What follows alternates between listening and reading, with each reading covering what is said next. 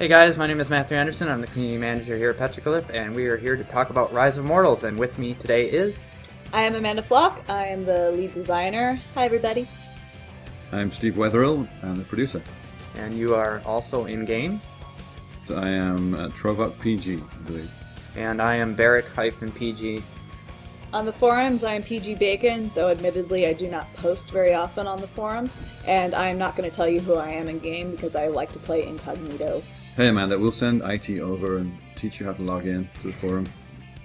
As I've said before, I read the forums, I just don't post. As most people actually, there's a lot of community that just browses the forums on a daily basis, Yep. sees what's interesting, what people are talking about, but not necessarily responding. Let's talk about Steam. And we got Steam achievements in. Yay! And Halloween Steam achievements. Yep. We have Halloween Social Hub theme. Amanda, you did a lot of work on that. Berman and I spent a lot of time putting together the Halloween Hub and the Halloween 5v5 map. Those were labors of love, and they seem to be, the community seems to really enjoy them. We know we really like them, and this is actually a trend that we do plan on continuing. So, in the next couple weeks, keep your eyes out for maybe some snowfall. Oh yeah, that's right. We were just talking about that at a meeting before the recording of this podcast. All of us here love holidays. We know that the community really received our Halloween really well, and Christmas is one of my favorite holidays, just visually, so I'm really looking forward to getting some snow and some colorful lights in the hub.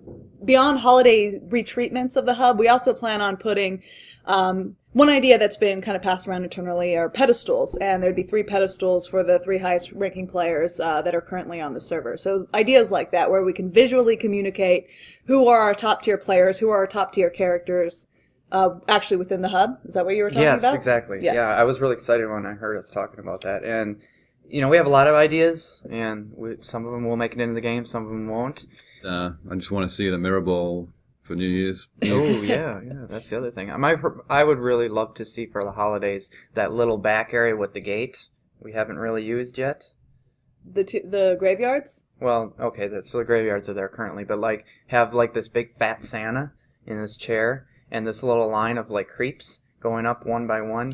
You can get through those gates. You can? Oh, can Can you? you? Exercise for the reader, maybe. Screenshot. Yeah, screenshot it and we'll... So in addition to the Halloween hub, we've already kind of mentioned this a little bit with Halloween or with Christmas skins that we're thinking about. We have recently introduced 3 new Halloween skins. 3 of our characters now have costumes. We have Wicked Witch Tatiana, which is my personal favorite of the 3. We have Zombie Kyrie. I think she came out pretty cool. She's sort of like a Walking Dead type zombie. We changed her weapon from the Bloodstorm sword to a baseball bat with spikes. Yeah, that looks pretty cool. And we also have what is affectionately called a Skelly Bones Nethergist. And this is something that our producer really wanted to get in game because I think that was what he dressed up as for Halloween. Yeah. Did you? There were no photos. Yeah, I was going to ask. I did not see any of these photos. So those are our 3 Halloween skins, and as we're kind of talking about our future holiday plans, we do plan on doing the same treatment for Christmas and future holidays down the road. Steve, what's our current rankings in terms of the countries? It's changed, actually, since Steam launch. Good old USA is number 1 still. Let's do this as my super surprise secret trivia question. Who do you guys think is number 2 country? And let's do this. We're not going to post the question in the forums, but we will post a reminder that you should listen to this podcast and answer the trivia question. We'll post that reminder in the forums. What is the number 2 country for ROI? And we'll pick a random winner from the people that put the correct answer. We'll put this on Facebook and the forums.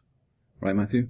Sounds good. And the prize will be 1,000 Petroglyph coins. Oof, that's quite a bit. That's quite a bit.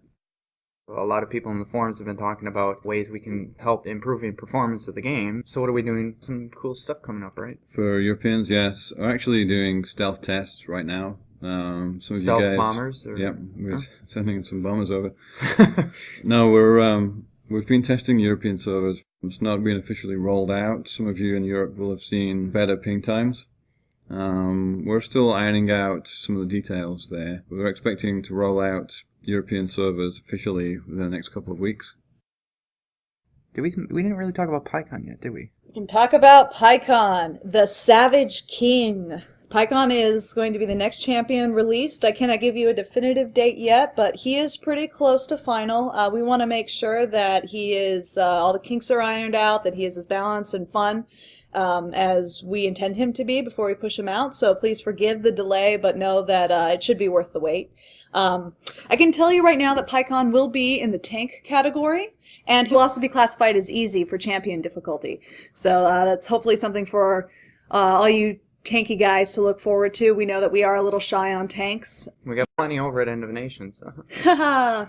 His Q ability, his first ability is Rending Throw. He throws an axe, and if it hits an enemy mortal, it'll deal a little bit more damage and put a snare debuff on them. Pycon can also pick up this axe object as it falls to the ground to refresh the cooldown rate. Pycon, interestingly, is the first character that we are introducing who has an ability that can directly affect his allied creeps.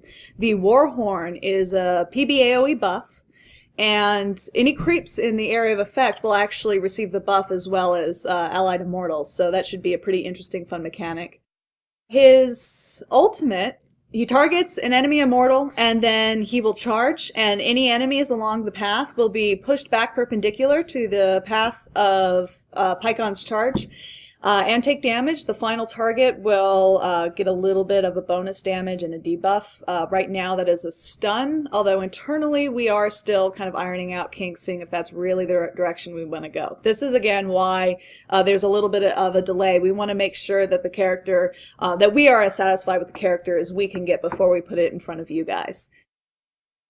Well, there is another question that we could probably segue into, which is how much time do you put into making a new character, a new immortal? Yeah, we mentioned that on the other Immortals, because as we develop and release more, we're not going to be releasing Immortals every single week just for the fact of releasing them if they're going to be unbalanced and they're not going to, be a fun play experience. When we did announce him, there were quite a few suggestions on how we should author his audio lines. So hopefully you guys will be pleasantly surprised with some of the quips that we came up with. A lot of the recent spotlights have actually been a little bit different than the first few that we released when we launched the game. We've been shifting more towards a first-person perspective, talk about themselves, to give them more of a realistic kind of aspect. We're going to be recording Aislinn this week. Who's going to be the voice actor for that? I am Aislinn. That's my best impersonation without having... I did the voice of Aislinn. I will be doing the first person for Aislinn Spotlight. So wait, you have to put on two different voices then for the Spotlight? You have to then, hi, I'm Amanda, and then, I'm Aislinn. Yes, and then Frank Klepacki, our Wizard Audio guy, actually does a voice treatment, so it doesn't sound exactly like me. But oh, secret's out. Just, hey, there's a little bit of trivia for you guys if you haven't already figured that one out.